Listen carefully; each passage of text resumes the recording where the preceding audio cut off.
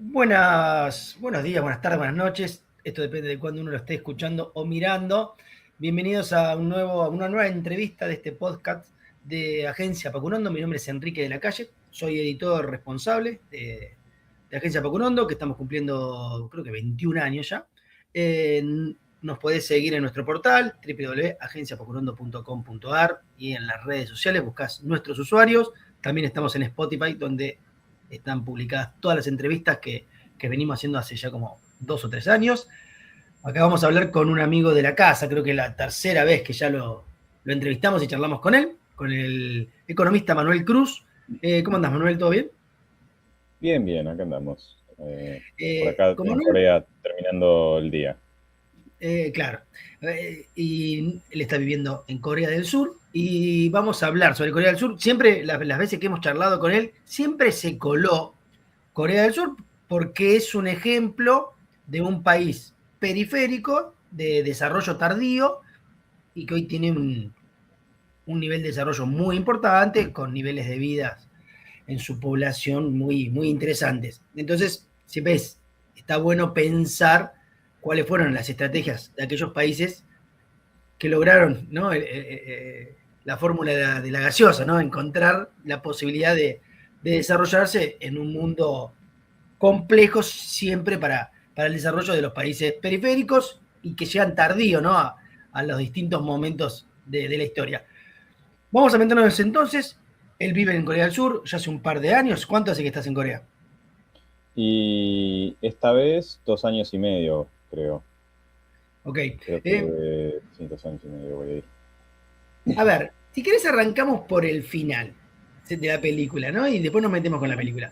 Si vos dijeras un punto que marca la estrategia de desarrollo de Corea del Sur, que vos dirías, habrá muchas cuestiones, nos vamos a meter en muchas cuestiones. Entiendo que hay alguna incluso que es que también no es tan fácil de replicar para nosotros. Bueno, pero una que vos decís, esta que hicieron, bueno, esta no hay nada que evite que nosotros también pudiéramos copiarla. Si yo te dijera una que a ellos les funcionó y que le pudiera funcionar a Argentina, ¿qué dirías? Eh, para mí lo fundamental fue el segundo plan de industrialización pesada y química en la década del 70. Básicamente es lo que da la base y después ya ahí, aunque en los 70 el PIB, no, hasta el mediados de los 90 creo el PIB per cápita de Corea estuvo más bajo que el de Argentina, eh, ya ahí están establecidas las condiciones básicas que hacen que fuese inevitable, sobre todo especialmente desde el 75, 76 en adelante en que Argentina empieza a desguazar su industria, hace que Corea entre en esta dinámica de desarrollo y acumulación de capital. Pero hay un montón de elementos. Hay un montón de elementos que no son reproducibles para nada por Argentina. Un tema que es muy poco tenido en cuenta y que es fundamental tiene que ver en realidad con las relaciones internacionales, estrategias geopolíticas. Específicamente, no, todo el mundo conoce el rol de Estados Unidos. Estados Unidos, al finalizar la Segunda Guerra Mundial, expulsa al imperio japonés de la península. La Unión Soviética ingresa por el norte de la península, Estados Unidos por el sur, y termina estableciendo un límite, creo que en el panel 33, de supuestamente desmovilización. En el norte quedan los soviéticos, que después se terminan retirando. En el sur, supuestamente Estados Unidos se retira, nunca se retiró. Hay entre 30 y 50 mil tropas estadounidenses hasta el día de hoy. Pero lo que es poco, no, Estados Unidos de hecho crea como un protectorado, Corea del Sur es un protectorado inicialmente, después termina evolucionando, pero este país se sostiene durante décadas con financiamiento directo por parte de Estados Unidos, desde el inicio de la República hasta principios de la década del 70, la ayuda estadounidense fue masiva. Pero lo que es muy poco tenido en cuenta, porque desde el fin de la Segunda Guerra hasta 1965, Corea no tiene relaciones con Japón. Y en 1965 la dictadura del general Park, que es el que termina generando el Estado desarrollista, y asume en 1961, en 1962 hace un golpe, y se queda hasta 1979, cuando lo termina asesinando un amigo de la infancia, que también era el presidente de la Central de Inteligencia Coreana. En 1965 decide llevar adelante un tratado de normalización de relaciones con Japón, y este es un punto de inflexión total y absoluto. Eso es irrepetible. Argentina no puede, ni Argentina, ningún país puede hacer eso. ¿Y por qué es un punto de inflexión? Básicamente, Japón, también por una estrategia estadounidense, digamos, porque Estados Unidos podría haber elegido, al igual que tenía pensado para Alemania, convertir a Japón en una nación pastoril y sin industrias. De hecho, el primer plan para Alemania era el plan Morgenthau, que era el de la eliminación de industrias en el país, convertir en una sociedad pastoril. Pero lo que impide que eso suceda es la Unión Soviética. Claro. Y eso obliga a Estados Unidos a reconsiderar, porque donde perdía Japón, donde perdía Alemania, etc., básicamente el mundo hubiera terminado bajo la cortina de hierro. Entonces, Estados Unidos lleva adelante lo que se llama un plan de desarrollo por invitación, lo que se caracteriza como un plan de desarrollo por invitación de Japón. Y entonces ya para la década del 60 ya tenía una reconstrucción industrial importante. Y después de la guerra de Corea, en el 50, digamos, cuando se firma el armisticio, porque en realidad técnicamente la guerra continúa, en el 53, la península coreana termina totalmente devastada. De hecho, Corea del Sur termina como el país, en términos per cápita, más pobre del mundo. Creo que eran $60 per cápita por habitante. Sin infraestructura, sin nada, porque además el imperio japonés, todo el desarrollo industrial lo hace en el norte. De hecho, Corea del Norte hasta la década del 70 fue más rico que Corea del Sur. Y hacia 1965, Japón ya venía con una dinámica de acumulación de capital importante. La dictadura surcoreana con una resistencia muy importante por parte de la población local, debido a la historia colonial, de 1910 a 1945. Independientemente de eso, lleva adelante el plan de normalización, y hay un académico británico que me cambió mi forma de ver el desarrollo coreano, que es Robert Castley. Tiene un libro un paper de 1995 que se llama The Korean Exports An Alternative View, algo así, y donde muestra claramente cómo desde 1965, con la firma del Tratado de Normalización de Relaciones, lo que empieza a hacer Japón es relocalizar las manufacturas livianas, en las cuales Japón ya había completado todo el ciclo industrializador. De hecho, Japón en ese momento creo que representaba algo así como el 8 o 10% de las exportaciones mundiales de textiles, y cómo en la década siguiente hay un patrón muy claro, digamos, por cada punto de caída de la participación de exportaciones de textiles en Japón, aumentan en Corea, y es un patrón inverso. Básicamente es las keiretsus japoneses empiezan a hacer acuerdos, digamos, porque la dictadura coreana era muy celosa de que el desarrollo capitalista quedara como mínimo legalmente en manos de capitalistas coreanos. Y, por ejemplo, en Argentina, a los economistas les gusta mucho mencionar el tema del desarrollo por exportaciones, y encima lo contrastan con la ICI, con la sustitución de importaciones, que de hecho la dictadura hace también sustitución de importaciones, pero lo interesante es que cuando se ve el periodo de desarrollo de la industria, que es esa primera década entre el 65 y el 75, cuando se completa creo que sería el tercer plan de desarrollo quinquenal industrial, el 90% de las exportaciones iban a dos países, Estados Unidos y Japón. Entonces, sí, derecho, una dinámica liderada por exportaciones a dos países que están geopolíticamente involucrados en que vos te desarrolles porque no pueden permitir que, digamos, recordemos la situación, en el 65, a 60 kilómetros al norte de Seúl, está la frontera con Corea del Norte, del otro lado del charco está China y ahí nomás estaba Rusia, la Unión Soviética. Claro, claro. Si se pierde Corea del Sur, Japón está perdido. Así que bueno, digamos, son cosas que no se pueden reproducir. De hecho, también es muy importante. Diría que la geopolítica, sí, no sé si lo principal, cumplió un rol muy importante, digamos, en el desarrollo de Corea del Sur. No, fundamental. Claro.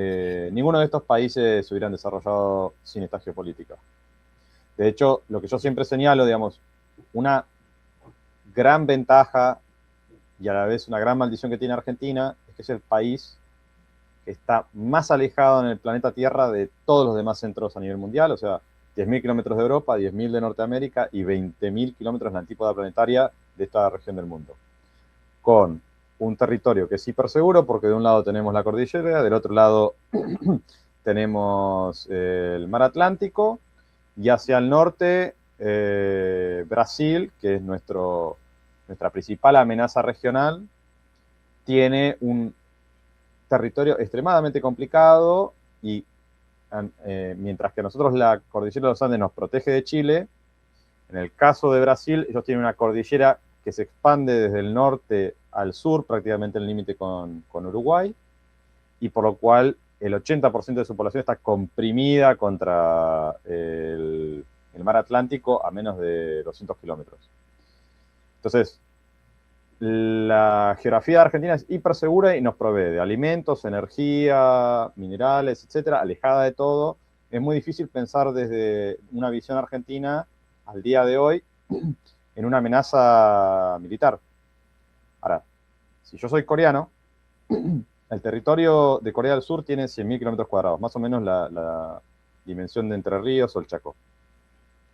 50 millones de habitantes, entre el 70 y 80% del territorio no es arable, no se puede hacer agricultura, solo un 20% lo permite, porque todo el resto es montañas. El 50% de la población, o sea, 25 millones, están en el área de Seúl y Gran Seúl, a 60 kilómetros de la frontera con Corea del Norte, un país que casi desaparece porque Corea del Norte, en la guerra de Corea, conquistó todo, salvo una pequeña fracción. Corea del Norte tiene armas nucleares, China, 1.400 millones, tiene armas nucleares, Rusia tiene armas nucleares, del otro lado está Japón, que durante 35 años hizo una colonización brutal.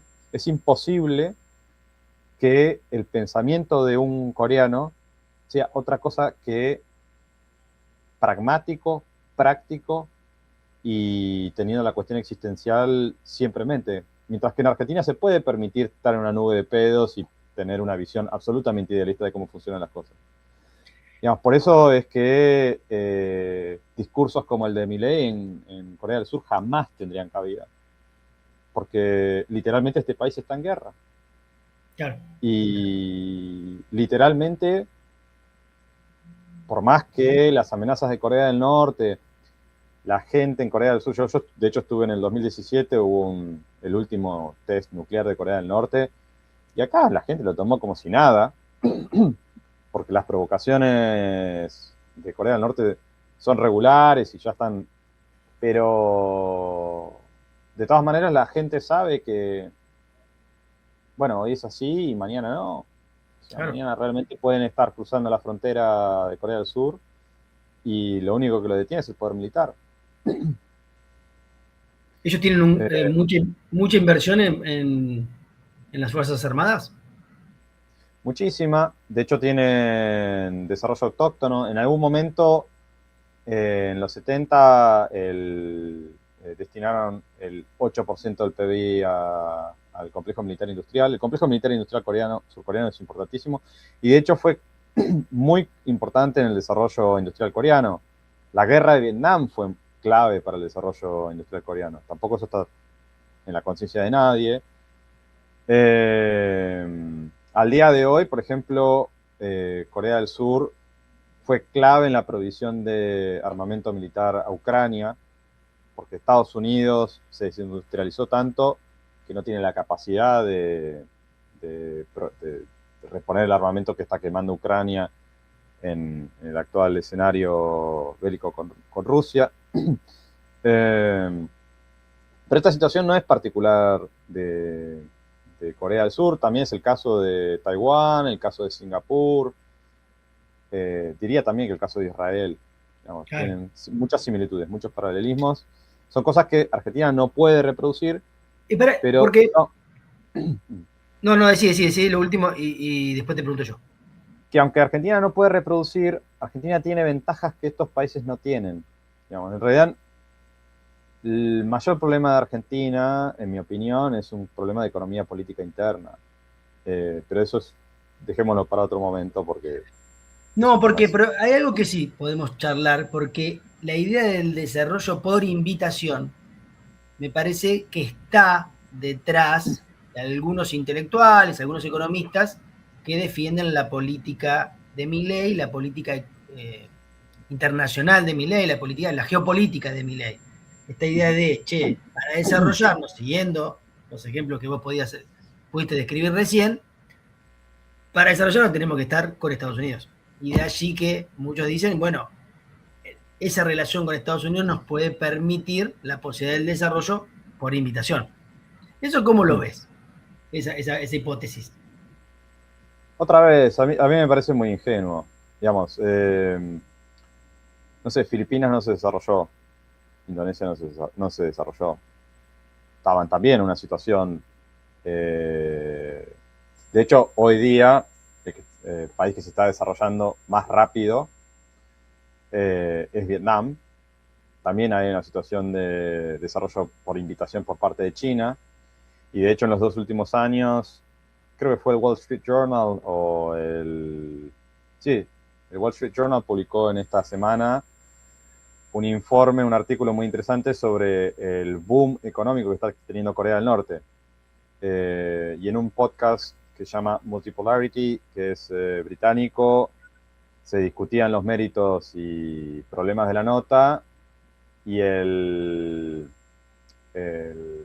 uno de los dos comentaristas, que es Collingwood, hacía un análisis que me pareció bastante interesante porque, digamos, los que miden el PBI norcoreano, Norcorea no da información de esto, los que lo miden son los que lo dan a conocer al mundo son los servicios de inteligencia surcoreanos, una fuente no fiable, francamente. Pero lo que mencionaba era, el PBI norcoreano son 23.000 millones de dólares, un PBI muy chico. Y solo en exportaciones de armamento a Rusia se estiman 10.000 millones de dólares.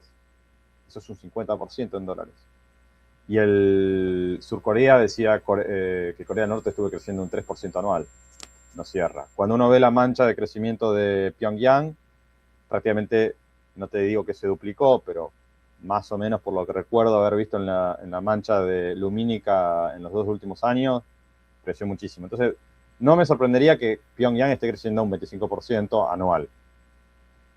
25% de una base muy baja, Pero bueno, pero lo que dice el Wall Street Journal, y esto lo dice el Wall Street Journal, no lo digo yo, es que los occidentales que han ido en los últimos 2 años ven que hay autos eléctricos, que hay restaurantes internacionales, que hay, etcétera, etcétera. Y traccionado, es eso es traccionado desarrollo por China principalmente. por China y por Rusia.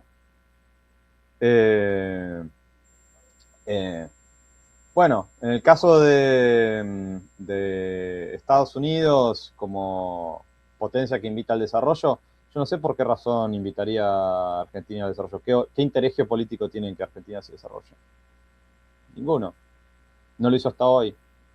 De hecho, Estados Unidos, en todo caso, si tendría interés de que se desarrolle alguna nación latinoamericana, quizás sería México. Pero México en realidad está siendo desarrollada por los capitales chinos. Digamos, está como México está dentro del NAFTA, vienen inversiones chinas, coreanas, incluso en lo que es Monterrey, para aprovechar las manufacturas de producción dentro del NAFTA y exportación a Estados Unidos. Pero Estados Unidos no tiene ningún interés que Argentina se desarrolle. Digamos, no sé de dónde sale esa fantasía. Lo que sí puedo decir es que, dada los recursos inexplotados de Argentina, minería, bueno, por suerte eso está avanzando. No quiero entrar en temas de Rigui o no Rigui. Yo personalmente no creo que sea la razón por la que se esté desarrollando la minería. Pesca, petróleo, inclusive ampliación del agro. Argentina tiene muchísimo para darle para adelante y no tiene que ver con geopolítica. Pero bueno, No, te hago otra volviendo pregunta. a Corea. No, a Corea del Sur, pero siempre pensando en Argentina si querés. Pero te hago una pregunta sobre qué tracciona el desarrollo. Porque ahí justo ahí hablaste, minería, pesca, petróleo. Uno podría decir traccionar el desarrollo a partir, empezar por las exportaciones y después pasar al mercado interno. Hay otros sectores que dicen, no, arranquemos por el mercado interno, desarrollar tu propia industria, darle tiempo, trabajarla, protegerla, para ir generando nichos que puedan exportar para poder lograr el equilibrio en el frente externo con los problemas que siempre uno tiene de divisas cuando intenta un desarrollo industrial local. Corea, ¿cuál fue la estrategia?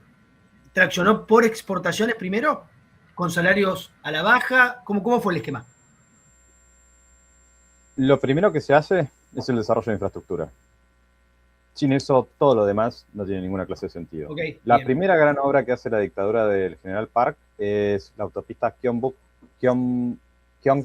desde Seúl a Busan. Son, creo que, 500 kilómetros. Y une el principal puerto con la capital. Y hace que se reduzca el tiempo logístico de transporte de 2 semanas a 8 horas. Y es interesante, como mencionaba, el 80% de la península surcoreana son montañas, y hay puentes y túneles como si fueran una obviedad. Es impresionante la cantidad de infraestructura que hay en este país. Y lo primero que hace Corea del Sur, todo el mundo conoce el tema de los planes quinquenales de desarrollo. El primero era para generar autosuficiencia alimentaria. Estamos hablando de un país que tenía muchísimo hambre en la década del 60. Pero nadie conoce que Corea también hizo planes de desarrollo territoriales de canales. El primero, le piden ayuda al desarrollo a Francia porque entendían que se acercaba más al modelo de gestión estatal que Corea del Sur buscaba. Y los franceses le hacen el desarrollo del primer plan de canal. Es de 10 años que encaja 2 planes quinquenales. Y es interesante cuando uno ve la infraestructura logística de Corea del Sur entre autopistas y trenes, parece una cuadrícula. O sea, imaginemos la provincia más o menos tiene la forma de la provincia de Entre Ríos. Entre Ríos, una cuadrícula de horizontal y vertical entre autopistas y trenes. Bueno, ahora, en Argentina, lo que es desarrollo territorial se da como por supuesto. Y digamos, bueno, la primera cuestión es el desarrollo de infraestructura. Sin eso no se puede discutir absolutamente nada, no se puede dar por supuesto eso. Después, es verdad que la dictadura trató de suprimir el consumo interno de ciertos bienes manufacturados destinados a la exportación, pero siempre tuvo como objetivo aumentar el salario. O sea, ahora no me acuerdo los detalles, lo tengo por acá, si me esperás un segundo te puedo decir Ujú. cuáles eran los objetivos, pero el objetivo inicial del primer plan de desarrollo, a ver, Estamos charlando con eh, Manuel Cruz, que es economista, sobre Corea del Sur. Él vive en Corea del Sur, sobre cómo fue el desarrollo en Corea del Sur, un país eh, de desarrollo tardío. Entonces uno está bueno pensar si hay algo de esa estrategia de desarrollo que se puede copiar para la Argentina. Manuel nos marcaba con mucha claridad, bueno, la impronta sí, la impronta que tuvo la cuestión geopolítica para pensar el desarrollo de Corea del Sur, pero también nos estamos metiendo en otros temas, y el debate en el que estamos charlando ahora es, bueno, ¿cómo se tracciona el desarrollo? Si es primero a partir de desarrollar exportaciones y en un segundo momento focalizarte en el mercado interno, o si el camino es el inverso. De alguna manera uno podría decir que tal que el gobierno de Javier Milei, entiendo que defiende esta segunda vía, la primera vía, eh, pero porque es un debate, es un debate que es interesante. La vía de la industrialización encuentra el tope o los problemas en el frente externo, porque tu desarrollo industrial hace que tenga su problema de balanza de pagos, de balanza comercial, porque empezás a importar cada vez más por los insumos que necesita tu propia industria, o también por bienes de consumo que tu gente empieza a consumir porque gana más plata, y ahí encontrás un cuello de botella. Le pasó históricamente al peronismo, y le pasó también más recientemente al peronismo en versión kirchnerista. Bueno, a ver, ahora Manuel Cruz está buscando algunos no, estoy datos. buscándolo, Cada no tengo los datos a mano, pero, a ver, por ejemplo, Dale. en el 72, el objetivo era alcanzar $318 per cápita. Eso fue en el 72, era alcanzar $318 per cápita. En el 82 era alcanzar $1.824 per cápita. En el 92 era $7.007 per cápita. Y bueno, no tengo ahí bien los detalles, pero básicamente, si bien lo que se buscaba era, por ejemplo, lo que era la industria automotriz de forma dirigida, impedir el acceso por parte de civiles a autos, en Argentina, en Corea en la década del 80. De hecho, por eso es tan densa y tan impresionante la red de subtes en Seúl. En Claro. Corea del Sur es impresionante, porque se ¿Hasta qué año necesitaba no se hacer podía, transporte no se masivo. podía tener autos? No es que no se podía tener, pero había una restricción muy grande en el acceso a vehículos hasta la finalización de la dictadura en el 87. Y ellos exportaban autos. Sí, sí, sí, sí. De Claro. hecho, el primer auto que exportan es el Pony a Ecuador, que era una manufactura muy básica. De hecho, se hacía con martillos, o sea, era chapa martillo con una persona con un martillo, una cosa absurda. Pero el mercado interno juega un rol muy importante, pero lo que es la exportación es una decisión exógena que no depende en nada de firmar tratados de libre comercio. De hecho, el primer tratado de libre comercio Corea lo firma en el 2001 con Chile. En la década del 90 no tenía un tratado de libre comercio. Todo el desarrollo surcoreano se hace con un sistema completamente dirigido por el Estado. De hecho, hasta el 96, desde el 62 hasta el 96, todo el sistema financiero fue totalmente público, porque la banca fue nacionalizada por Park Chung-hee en el 62. Pero entiendo que, no sé, sindicatos en el primer momento de desarrollo no hubo. No. De Entiendo que hecho, el salario le Corea condicionó. es Sí, pero hay una particularidad. Yo en mi maestría cursé políticas territoriales, Land Policy, con un hombre que es Hin Nam-jung, que estuvo involucrado en el desarrollo de todos los planes de desarrollo territoriales de Corea, dio a través del Banco Mundial cursos en 70 países, se involucró en el desarrollo de la ley territorial de Vietnam, etcétera, etcétera, etcétera. Y él contaba que los obreros coreanos, surcoreanos, eran muy díscolos.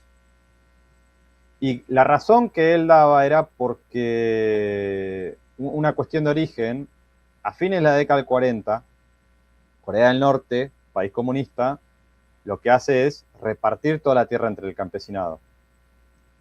Lo mismo hace Mao, lo mismo hace Chiang Kai-shek en Taiwán. Y Corea del Sur tenía una economía política liderada básicamente por grandes terratenientes. El gobierno de la Primera República, si se puede llamar república, eran terratenientes. Pero MacArthur les dice, muchachos, acá tienen que hacer una reforma territorial, tienen que distribuir la tierra, porque si no, es ingobernable este país. Digamos. Se nos hacen todos comunistas y este país deja de existir. Así que primero hace una reforma territorial de mala gana, en el 46, creo, 47, a los 2 años tienen que volver a hacer otra y esta vez efectivamente la distribuyen. Pero básicamente lo que hacen es distribuir media hectárea por familia, alrededor de 500.000 familias. Y pensemos que Corea del Sur hasta en ese momento ni siquiera podríamos decir que era una nación capitalista, en el sentido que nosotros entendemos. Hasta 1910 fue una nación bajo un esquema feudal, el 30% de la población eran yangbang, o sea, nobles, y después el resto era campesinado. Y lo que realmente determinaba la diferencia y daba un estatus social era tener acceso a la tierra. Cuando se le da acceso a la tierra a los campesinos, hay un proceso sociológico y psicológico que los tipos dicen, bueno, digamos, obviamente yo no soy rico como un yangbang, pero hay esa cuestión de yo no soy un campesino nomás.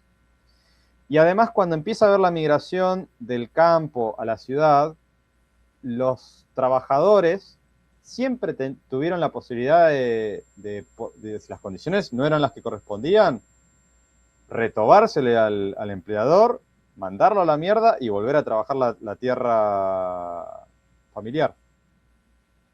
Entonces, por más que no es que no hubo tensiones y disputas por esa área. Pero al menos en opinión de mi profesor, que era un hombre en el 2016, 17, de unos 70, 72 años, con lo cual vio todo el proceso, los trabajadores surcoreanos eran muy complicados de tratar. Bueno, eso. Entonces, la idea esta de que trabajaban por un bol de arroz, no. Tampoco es real. Tampoco es real. No. Está bien. Y hoy la vida en Corea del Sur, que algo impresionante que dijiste al pasar, uno a veces no toma dimensión de esas cosas, que es, tienen la misma población argentina, un poco más, entiendo. 50. En Entre Ríos, en el tamaño de Entre Ríos. 100.000 kilómetros cuadrados. Corea del Sur tiene 100.000, Corea del Norte tiene 120.000. O sea, Corea del Norte tiene el tamaño de Santa Fe o Nicaragua. Tiene más recursos minerales que Corea del Sur. Corea del Norte tiene 22, 24 millones. Corea del Sur tiene 50.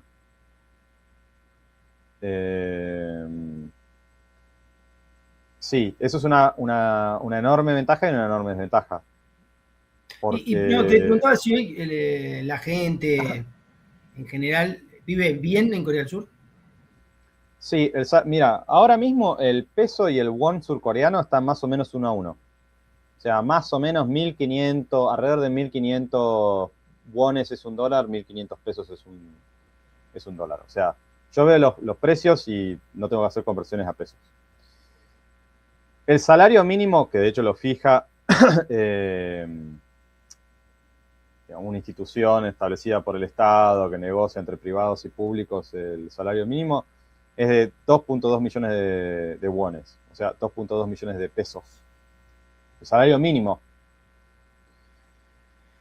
Si uno se fija el PIB per cápita de Corea del Sur, ahora en términos de paridad de poder adquisitivo superó al de Japón, pero es algo así como 33.000, 35.000, 36.000 dólares per cápita. Pero de todas maneras, yo viví en Alemania también, y el nivel de consumo que yo veo acá en Corea del Sur, en Alemania no lo vi. Y Alemania tiene un PIB per cápita más alto, ¿no? Es impresionante, es realmente impresionante. Las cifras macroeconómicas no lo dicen todo, no es una cuestión simplemente de paridad de poder adquisitivo. Por ejemplo, no sé, a mí me sorprende, digamos, hay mucho influjo de manufacturas de China, de producción local, pero el costo es regalado, no sé, me he comprado, voy a dar un ejemplo. Estamos charlando con alguien que está viviendo en Corea del Sur, ¿eh? Esta es una entrevista, no sé a cuántos kilómetros de distancia estamos. No sé si... A ver, no, levantalo un poquito. Por ejemplo, esto es de producción surcoreana, es una olla a presión, 50.000 pesos. Claro. Y la podía comprar, digamos, una más chiquita, pero también es lo mismo, por 30.000. Y así podría ir ejemplo. Obviamente las condiciones materiales son muy distintas a las de Argentina, pero no solo las de Argentina, digamos. Yo en Europa, repito, este nivel de consumo no lo veo. Mira. Por más que tengan digamos, de hecho tengo compañeros de trabajo que son británicos, que vivían en Londres, etcétera, me decían, ganaba 3.000 libras al mes, un pibe joven, tenía que vivir en un departamento con varios otros jóvenes porque no les daba para hacer otra cosa, y después era de la casa al trabajo, al pub, a tomar una cerveza, y se acabó. Yo, trabajando con un salario mínimo acá, con el estándar de consumo argentino, ahorrás. Hay cosas raras. Después, obviamente,